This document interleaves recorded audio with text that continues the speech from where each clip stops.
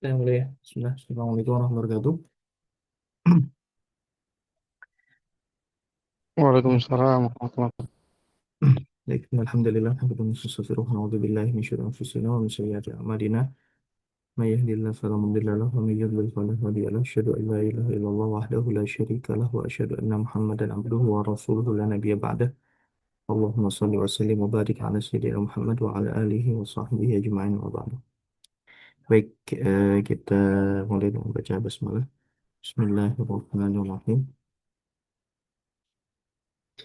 Kita lanjutkan kembali kajian kitab Al-Jawahir Al-Adamiyah, Syarah Ad-Durrah Al-Qadaimiyah, karangan Syekh Labib Najib, Hafizahullah Ta'ala. Ya, kita masuk ke Al-Qaidatu Ats-Tsalitsatu Asyrun, kaidah ke-23. Ya, berkaitan dengan kaidah eh, dalam bab muamalat, ya, salah satu kaidah di dalam bab muamalat berbunyi qala al-mu'allif rahimahullah wa nafa'ana bi ilmi fid dharain al-ibratu fil uqudi bima fi nafsil amri la bima fi dhannil mukallaf. Ini balik ya, la bima fi nah, la bima fi dhannil mukallaf, ya. Al-ibratu, ya, yang menjadi eh, apa namanya, acuan, ya, fil uqudi dalam akad muamalat, bima fi nafsil amri, yaitu sesuai dengan realita, ya, bima fi nafsil amri itu sesuai dengan realita, la bima fi dhannil mukallaf, yang bukan yang sesuai dengan prasangka si mukallaf, ya. Baik. Eh, kita di kaidah-kaidah sebelumnya sudah dijelaskan terkait dengan apa itu dhon, ya, prasangka. Itu yang eh, apa, prasangka itu yang pengetahuannya di atas pengetahuan terhadap suatu perkara itu di atas 50% tapi tidak sampai 100%, ya. Itu namanya dhon. Nah, kaidah ini menjelaskan bahwa kalau misalkan dalam perkara muamalat, ya, misalkan kita ada seseorang gitu, ya, ada seseorang dia menganggap suatu perkara ini, atau dia misalkan dalam jual beli lah, ya, dalam jual beli dia mengira bahwa barang yang dia jual itu merupakan harta haram, ya, hasil curian misalkan, ya, ataupun yang lainnya. Nah, kemudian terjadilah transaksi jual beli, ya. Nah, setelah terjadi transaksi jual beli, ternyata, ya, di kemudian hari diketahui bahwa barang tersebut merupakan miliknya. Ya, jadi yang dia sangkakan itu adalah barang curian, ternyata itu adalah barang miliknya. Nah, apakah akad yang terjadi itu, yang sebelumnya terjadi itu, dianggap batal atau sah? Nah, kalau barang curian otomatis kan batal gitu, ya. Akan tetapi prasangkanya tersebut itu salah karena ternyata di kemudian hari barang itu, barang yang dia jual adalah barang miliknya. Nah, dalam perkara muamalat maka yang kita ambil adalah yang sesuai dengan realita, yaitu karena ini adalah barang miliknya sehingga akad jual beli yang terjadi sebelumnya itu sah, ya, itu sah.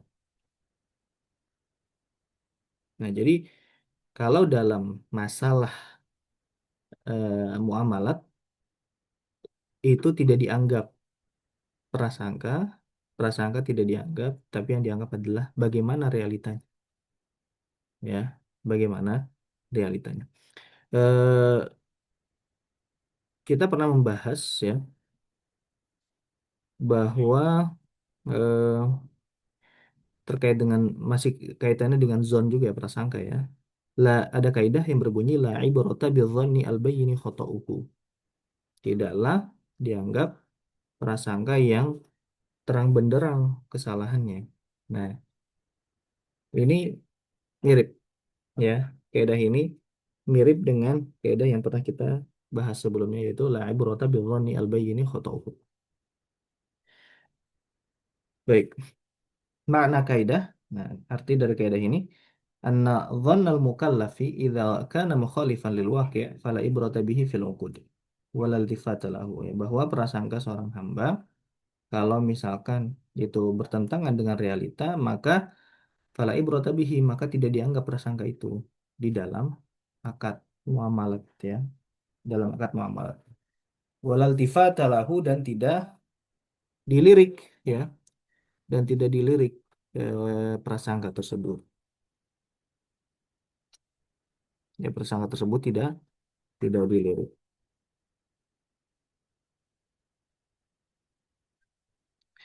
Baik,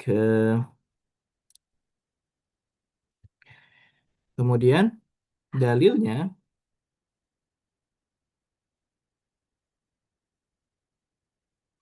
dalilnya sama ya, sebagaimana kaidah la ibrata bi dhanni al bayni khata'uhu. Makanya di sini disebutkan kata muallif yumkinul istidlalu li hadhil qaidah bimastudilla bihi li qaidati la ibrata bi dhanni al bayni khata'uhu.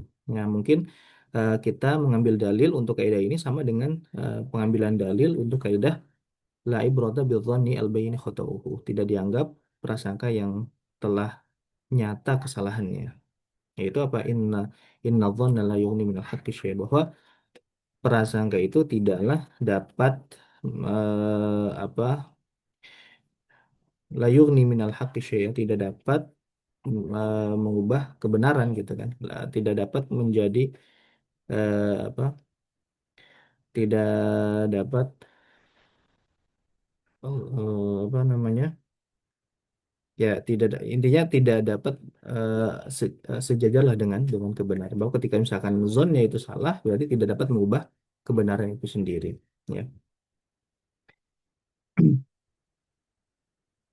Itu sama ya, la ibrata bil dhanni al bayyin khata'u, sehingga yang dianggap adalah realita khususnya di dalam perkara muamalat, karena nanti dalam perkara ibadah, nah ini beda lagi acuannya ya, walaupun memang dalam perkara ibadah juga mengambil realita, tapi ya, tapi ada perkara lain yaitu prasangka itu sendiri yang juga perlu diperhatikan ya. Tapi kalau dalam perkara muamalat, prasangka itu ini tidak sama sekali diperhatikan kalau memang prasangka ini bertentangan dengan realita. Ya, kita langsung masuk ke contohnya saja. Yang pertama, ya, lau ba'a sayyaratan aw ghairaha yadhunnuha lahu, thumma tabayyana lahu annaha laysat kadzalik. Nah, tadi saya mencontohkan dia berprasangka bahwa itu bukan barang miliknya. Kemudian di kemudian hari ternyata dia baru tahu bahwa barang itu miliknya sehingga akad jual belinya sah. Nah, sekarang kebalikannya, contohnya kebalikannya, yaitu dia berprasangka bahwa barang itu miliknya, ya. Loba saya roton, dia jual mobil atau selain mobil, yazunnu halahu, dia mengira itu miliknya. Tsumma tabayyana lahu annaha laysat kadzalik. Nah, kemudian di kemudian hari ternyata dia mengetahui bahwa mobil yang dia jual tadi itu bukan miliknya. Nah, konsekuensinya apa? Apa? Lam yasihhal bai'u. Jual belinya tidak sah karena salah satu syarat eh, objek jual beli adalah harus kepemilikan si akid, orang yang berakad. Kalau barang yang dijual itu berarti harus kepunyaannya si penjual. Kalau uang berarti harus kepunyaannya si pembeli kan gitu. Kalau bukan miliknya berarti tidak sah dia menjual eh, barang tersebut. Ya. Nah, dia awalnya mengira bahwa itu barang miliknya. Ternyata itu bukan barang miliknya. Maka jual belinya tidak sah. Nah, oleh sebab itu, ini kalau kita memperlebar lagi permasalahan, ya kalau misalkan ada, ya kita beli barang, misalkan barang, kita nggak tahu itu barang curian atau enggak. Kita beli mobil, beli motor, ternyata nggak ada surat-suratnya. Walaupun memang surat-surat itu kan hanya pelengkap ya, bukan menjadi rukun akad ya. Ya rukunnya yaitu barangnya itu sendiri, tapi surat-surat ini kan hanya sebagai pelengkap, sebagai bukti kepemilikan. Bisa jadi kan orang, wah suratnya hilang segala macam. Dia ngakunya seperti itu. Nah, ternyata di kemudian hari ada orang yang bisa membuktikan bahwa itu mobil yang kita beli itu atau motor yang kita beli itu ternyata adalah miliknya. Ternyata penjual yang menjual kepada kita ini itu adalah pencuri kan gitu, misalkan. Nah, otomatis ya, otomatis apa? Akad yang sebelumnya itu batal ya. Maka barang yang telah kita beli ini namanya barang mustahak. Barang mustahak. Apa itu barang mustahak? Yaitu barang yang ternyata ini adalah milik orang lain. Barang yang ternyata milik orang sehingga kita wajib untuk mengembalikan barang itu kepada orang lain. Lalu bagaimana dengan uang kita? Lalu bagaimana dengan uang kita yang sudah kita serahkan kepada penjual sebelumnya atau kepada pencuri tersebut? Ya, kita nuntut ke pencuri itu, ya, bukan nuntut kepada si pemilik asli barang, gitu ya. Namanya istihqaq, ya, apa permasalahan itu namanya istihqaq. Istihqaq itu adalah eh, apa namanya suatu barang yang ternyata itu adalah kepemilikan orang lain, bukan kepemilikan si penjual yang kita beli barang dari dia. Itu namanya istihqaq. Ya dari konteksnya, misalkan ternyata kita beli kepada pencuri dan barang itu adalah kepemilikan orang lain yang belum terjadi transaksi jual beli atau barang itu adalah barang curian ya. Itu namanya istihqaq ya. Kalau istihqaq berarti harus kita kembalikan ya kepada orangnya, lalu kita menuntut ya kembali uang itu kepada yang kita beli kepadanya gitu ya. Baik, jadi akad jual belinya tidak sah ya. Nadhra lima fi nafsil amr, karena melihat pada realita. Wala ibrata bidzannihi, dan tidak dianggap pada prasangkanya ya. Tidak dianggap prasangkanya. Kita berprasangka bahwa tadi itu milik kita, ternyata bukan ya. Pun juga sama ketika misalkan ternyata telah terjadi apa berpindah tangan gitu ya. Si pencuri ini sudah menjual ke kita. Ternyata kita juga menjual ke orang lain. Nah, di situ baru ketahuan, oh ini barang istiqoq, barang mustahak. Udah tuh, berarti akad akad kita dengan penjual itu batal, akad kita dengan pembeli yang baru juga batal, itu semuanya batal ya. Nah, kita kembalikan tuh uang-uangnya semuanya ya. Uang-uangnya kita kembalikan.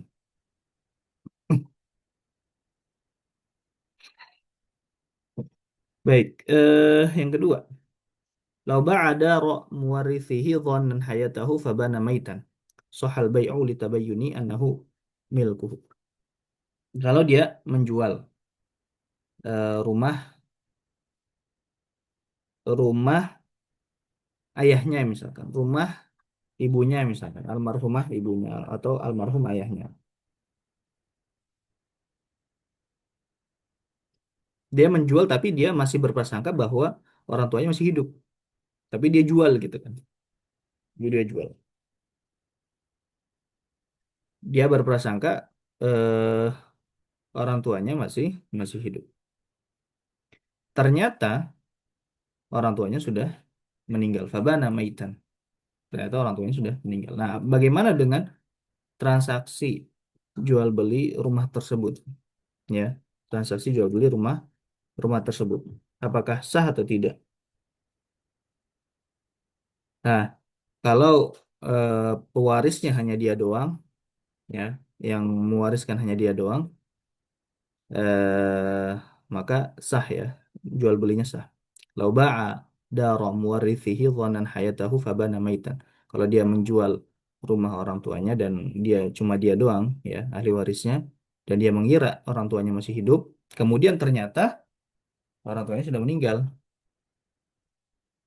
Nah, maka jual belinya sah. Karena kenapa? Karena ketika orang tuanya meninggal itu otomatis kepemilikan sudah langsung pindah otomatis ya. Otomatis pindah kepada ahli waris ya. Jadi yang namanya warisan itu harta waris ya, harta waris eh, itu pindah secara otomatis ya ke ahli warisnya, kepada ahli warisnya.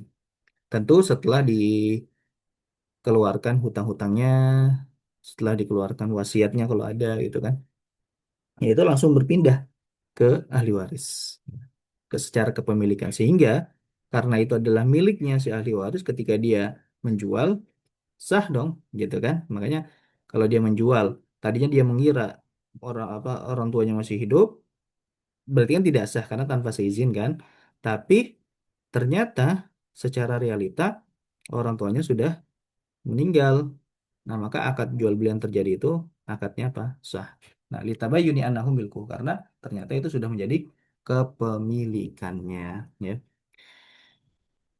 Nah, ini beda cerita kalau kalau apa namanya? Ahli warisnya bukan dia doang, ada banyak gitu ya. Tentu kalau dia menjual aset warisnya itu semua tanpa izin ahli waris yang lain, nah apa? Nah ini eh, tentu akadnya pun juga dipermasalahkan ya, karena kan harus ada izin ahli waris yang lain karena itu menjadi kepemilikan bersama bukan kepemilikan si ahli waris itu saja ya. Baik, ini contoh kedua ya. Contoh ketiga, lau zawaja al-waliyu ghairul mujbari muwalliyatahu wa kanat qad adhinat wa lam yablughu al-idhnu sahha zawaju li'anna al-ibrata fil uqudi bima fi nafsil amri.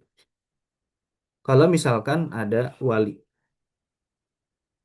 yang ghairul mujbir ya, bukan ghairul mujbar, ghairul mujbir yang tidak bisa memaksa nikah. Ya, jadi ada wali mujbir, ada wali ghairul mujbir. Ya, wali mujbir ya ayah dan ke atas ya, ayah kandung dan ke atas itu kakek dan oke itu wali mujbir ya, boleh memaksa. Kalau misalkan ini tentu di dalam mazhab Syafi'i ya. Kalau di mazhab yang lain permasalahan boleh nggak dipaksa atau enggak itu menjadi perdebatan. Tapi kalau ini kita bicara di dalam mazhab Syafi'i. Di dalam mazhab Syafi'i ada namanya disebut wali mujbir. Wali mujbir itu adalah ayah dan juga kakek dan ke atas. Yaitu ketika si anak ini masih perawan, belum janda, ya masih perawan. Kalau masih perawan boleh dipaksa, ya. Jadi dinikahkan tidak sesuai dengan keinginan si anak perempuan, gitu ya. Nah, nah ada wali ghairi mujbir. Nah, wali ghairi mujbir itu yang selain ayah dan kakek, ya. Misalkan paman, kemudian saudara kandung laki-laki, ya, atau saudara seayah, ya. Nah, itu wali ghairi mujbir, yaitu wali yang tidak dapat memaksa. Nah, sekarang konteksnya adalah si wali, jadi misalkan ayah kakeknya ini tidak ada, kemudian kan berpindahlah ke abaat ya. Kalau yang ayah kakek itu kan wali dekat. Nah, ketika tidak ada berarti berpindah ke wali jauh ya. Wali jauh tadi paman, saudara kandung, saudara saya ya. Nah, berpindah tuh. Nah, yang wali abaat ini atau wali jauh ini dia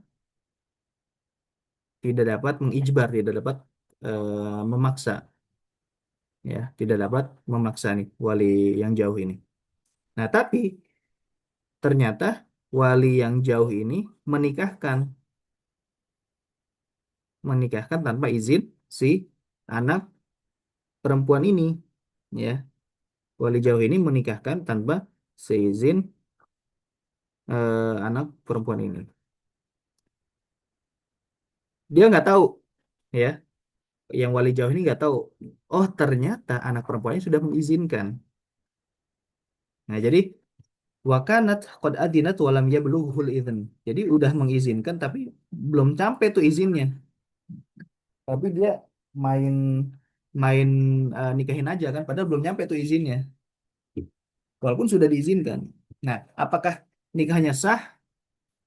Ya, nikahnya tetap sah. Kenapa? Karena li'annal ibrata fil uqudi bimani fi nafsil amr. Karena berdasarkan kaidah ini, itu yang dianggap adalah realitanya. Realitanya, si anak perempuan ini telah mengizinkan pamannya misalkan untuk menikahkan dia sesuai dengan keinginan si paman.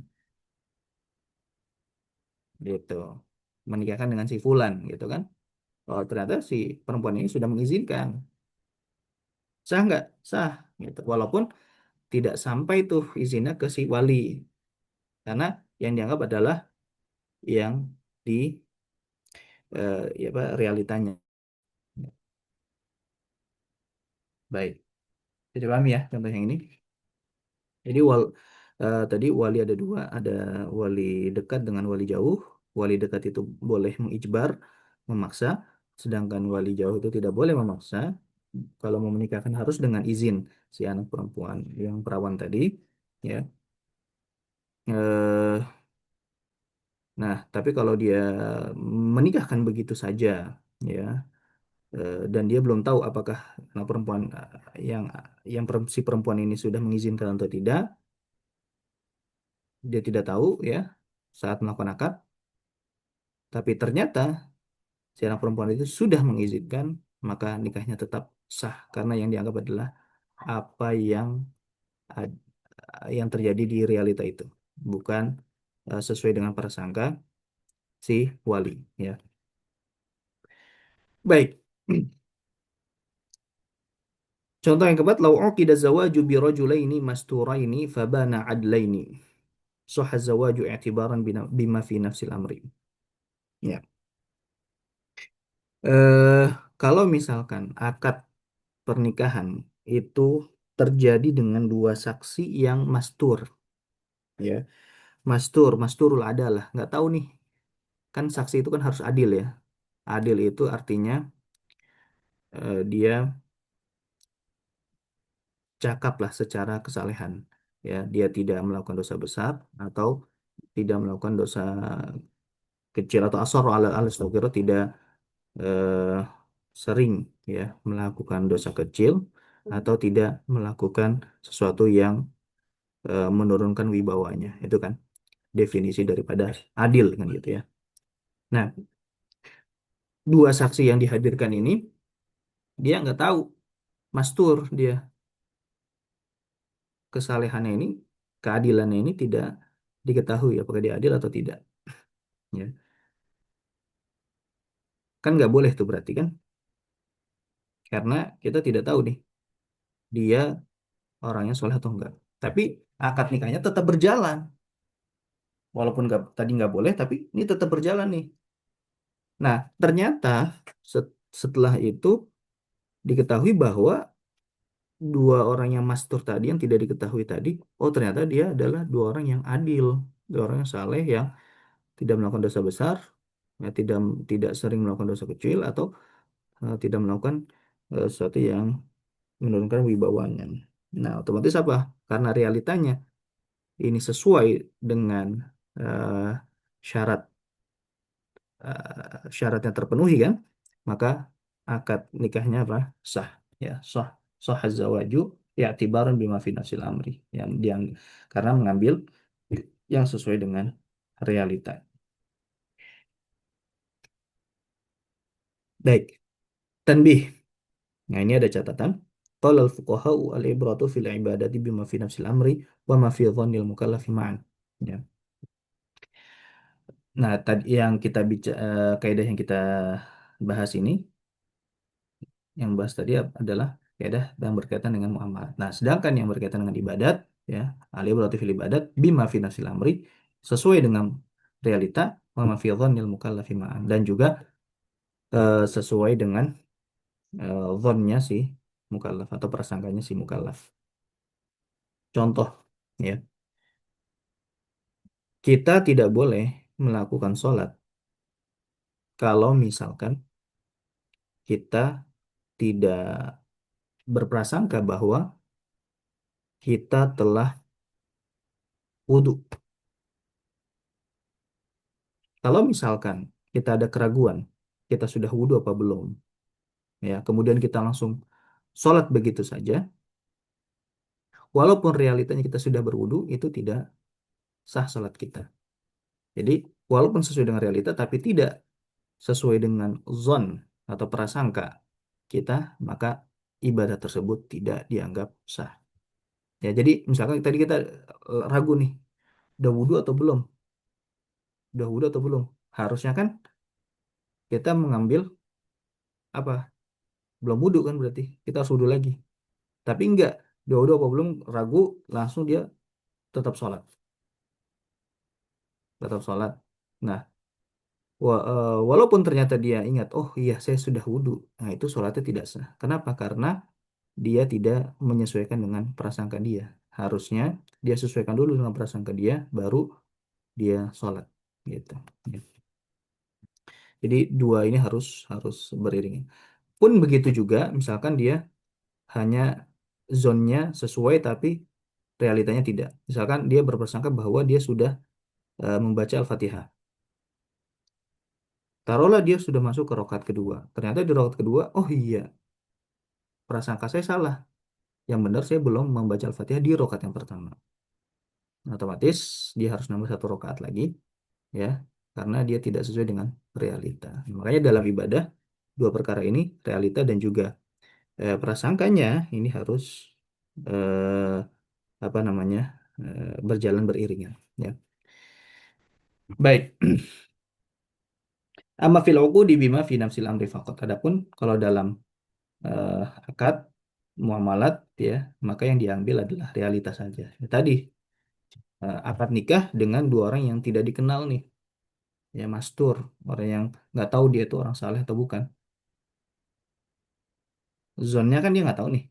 Nah, tapi ternyata realitanya itu syaratnya terpenuhi karena dua orang ini adalah dua orang yang saleh, dua orang yang adil, maka nikahnya tetap sah. Walaupun tidak sesuai dengan zon, tapi karena dia sudah sesuai dengan realita, maka nikahnya tetap tetap sah. Jadi yang kalau dalam eh, akad atau muamalat itu cuma bima finansil amri atau sesuai dengan realitas saja. Walidha man shalla duna an ya'rif dukhul al-waqti yaqinan aw dhannan lam tasihha salatuhu. Oleh sebab itu, maka orang yang sholat tapi dia nggak tahu udah masuk waktu sholat secara yakin atau secara prasangka, maka tidak sah sholatnya. Wa in waqa'at fil waqti, walaupun sholatnya apa? Terjadi di waktu tersebut. Jadi secara realita, oh ternyata sudah masuk waktu sholat. Tapi ketika dia melakukan sholat, dia nggak tahu. Oh saya nggak tahu nih. Ini sudah masuk waktu sholat atau belum? Ya dia nggak tahu sama sekali. Sholatlah dia begitu saja. Nah, sholatnya tidak sah. Kenapa? Karena tidak ada zon, nggak ada prasangka. Walaupun sholatnya terjadi di dalam waktu. Nah, realitanya sesuai tapi tidak sesuai dengan zona. Ini apa yang menyebabkan ibadahnya tidak sah. Walau tawaddu'a bima'in yadhunnu annahu laysa ma'an mutlaqan batala tahuruhu wa in bana mutlaqan. Begitupun misalkan dia berwudu dengan air yang dia berprasangka bahwa itu bukan air mutlak, bukan air mutlak yang boleh kita bersuci dengannya. Maka apa? Batal wudhunya. Batala tahur, batala tuhuruhu, ya. Batala tuhuruhu. Tuhur, ya, tuhur. Kalau tuhur itu air, ya. Tuhur, ya. Batal tuhurnya atau batal bersucinya. Kenapa? Atau batal wudhunya. Kenapa? Wa in bana mutlaqan, walaupun air tersebut ternyata air mutlak yang boleh dipakai berwudhu. Karena dia berprasangka bahwa ini bukan air mutlak, dia berprasangkanya ini bukan air mutlak nih. Kemudian dia main asal wudhu aja. Ternyata itu adalah air mutlak. Nah, wudhunya tidak sah. Kenapa? Karena tidak sesuai dengan zonnya. Tidak sesuai dengan zonnya, walaupun sesuai dengan realita. Ya, jadi kalau dalam perkara ibadah, sesuai dengan zon, sesuai dengan prasangka, dan sesuai dengan realita. Ya, itu saja mungkin yang bisa disampaikan. Ya, ini ada latihan. Ya, tadrib. Lau dafa'a zakata malihi aw kafaratan liman yadhunuhu faqiran aw miskinan fabana khilafu dhalika famal hukmu bina'an ala hadhihi al-qa'idah.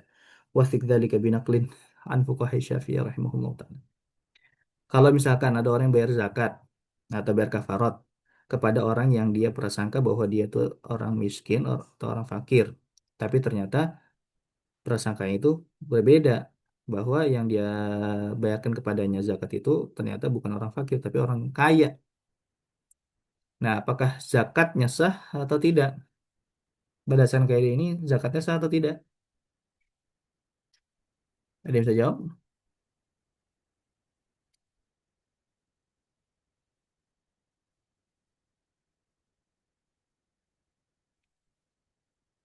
Zakatnya apa? Tidak, tidak Tidak sah ya. sah, Ustaz.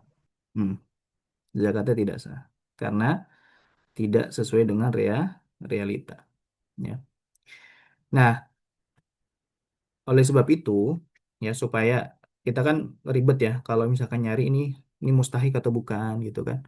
Maka kita ketika membayar zakat jangan kita sendiri yang bayar. Kita bayarkan kepada amil. Kalau kita membayarkan kepada amil maka tanggungan kita sudah gugur. Karena amil itu dia karena gini, ketika kita bayarkan kepada amil pertanggungjawaban kita sudah berpindah dari ke kita kepada amil. Nanti amil yang mengatur ya, yang mencari mustahiknya.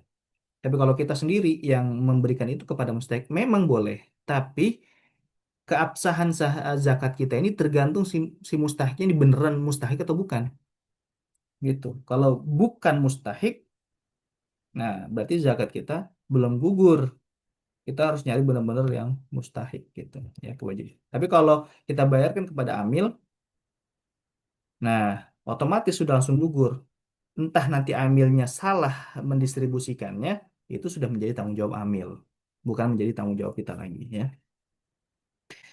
Dan amil yang dimaksud adalah eh, perwakilan pemerintah atau yang sudah mendapatkan izin atau legalitas daripada pemerintah. Oleh sebab itu, kalau misalkan lembaga yang belum mendapatkan legalitas dari pemerintah itu berarti belum disebut amil, ya. Atau sekumpulan masyarakat yang belum mendapatkan legalitas dari pemerintah berarti juga belum disebut amil. Amil itu yang sudah mendapatkan legalitas dari pemerintah, ya.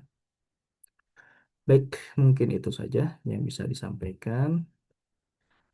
Eh, Kira cukup ya. Kalau tidak ada yang mau didiskusikan, kita akhiri dengan baca hamdalah dan majelis. Assalamualaikum warahmatullahi wabarakatuh.